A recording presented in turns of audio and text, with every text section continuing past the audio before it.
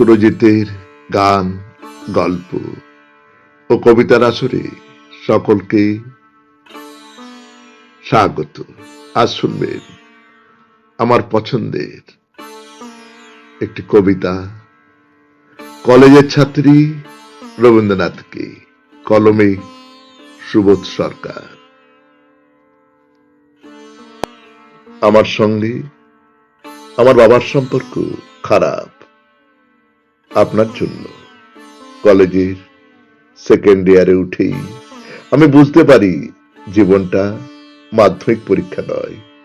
ঈশান থেকে এসপ্লানেড পর্যন্ত একটা বিরাট আয়না, তাতে খাদ্য এবং খাদকের মুখ, কিন্তু দুজনের একজনও জানে না কে খাবে আর কে খেতে দেবে। কলেজে ঢুকতেই একটি চমৎকার ছেলে এসে দাঁড়িয়েছিল আমার চৌকাঠে। দুটো স্বপ্নের চোখ, এলোমেলো চুল, হাতে পেঙ্গুইন পেপার ব্যাগ, চোখে সারাক্ষণ বার্গম্যান, কুরুসোয়া, আইজেনস্টাইন। কিন্তু একটি ফিল্ম ফেস্টিভ্যাল থেকে আরেকটি ফিল্ম ফেস্টিভ্যালে পৌঁছতেই বুঝতে পারলাম আমি একটা আধ খাওয়া আপেল।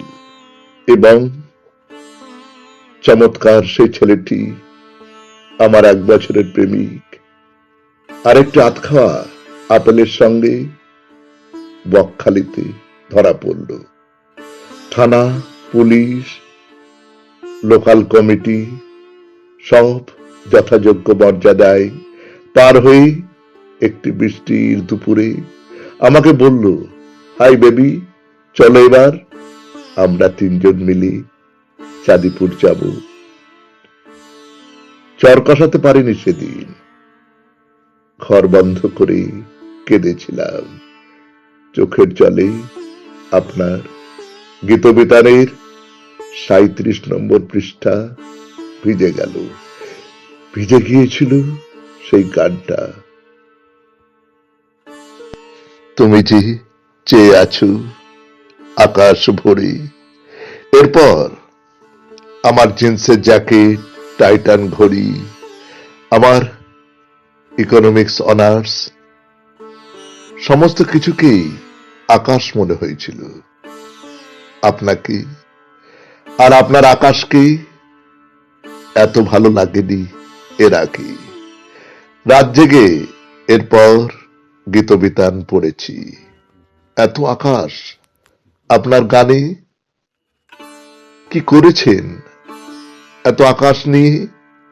তবে কি সত্যি আমার মুক্তি এই আকাশে?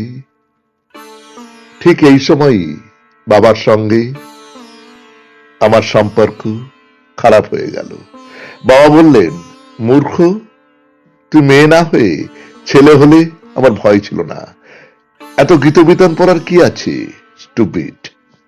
সেদিন বাড়ি ছেড়ে চলে যাব ভেবেছিলাম, পারিনি। সেদিন ঘুমের বড়ি খাবো ভেবেছিলাম, পারিনি। তার বদলে বাবার মুখের উপর দাঁড়িয়ে বললাম, তুমি আমার বাবা নাও, তুমি আমার বাবা নাও। অন্য একজন কোথাও আছেন, তিনিই আমার বাবা। উপরতলার রাজনীতি করা বাবার অহং সাংঘাতিক। ঠাস করে আমাকে চর মেরে বললেন, তোমার যা যা লাগবে, টাকা পয়সা সব পাবে। আজ থেকে তুমি আর আমাকে পাবে না, মনে রেখো। সামনে ফাইনাল, কি হবে জানি না, কিন্তু ভালো আমাকে করতেই হবে, নিজের পায়ে দাঁড়াতেই হবে। চোখের জল লেগে ভিজে গেছি পৃষ্ঠাগুলো। 37, 58, 212, 355 পৃষ্ঠাগুলো যেন আমার ভেজা চোখের মতো আমি হাত দিই ভেজা পাতায়, আর কে জানো হাত রাখে আমার পিঠে। কবে কবে সেই হাত আমাকে বুকে জড়িয়ে ধরবে? হ্যাঁ, আপনি আপনি সেই গীতবিতানের লেখক। আমার মতো অজস্র মেয়েকে আপনি আকাশ দিয়েছেন, হেমন্ত দিয়েছেন, শ্রাবণ দিয়েছেন, কিন্তু আপনি যেমন দিয়েছেন নিয়েছেনও তেমনি। তবে নিন, আরো নিন, আরো আরো। আপনি যত নেবেন আমি তত ভালো থাকবো। আমাকে নিংড়ে নিন, আমাকে। আমার বাবা বোঝেননি আপনার আকাশ, তাই আমার আকাশ।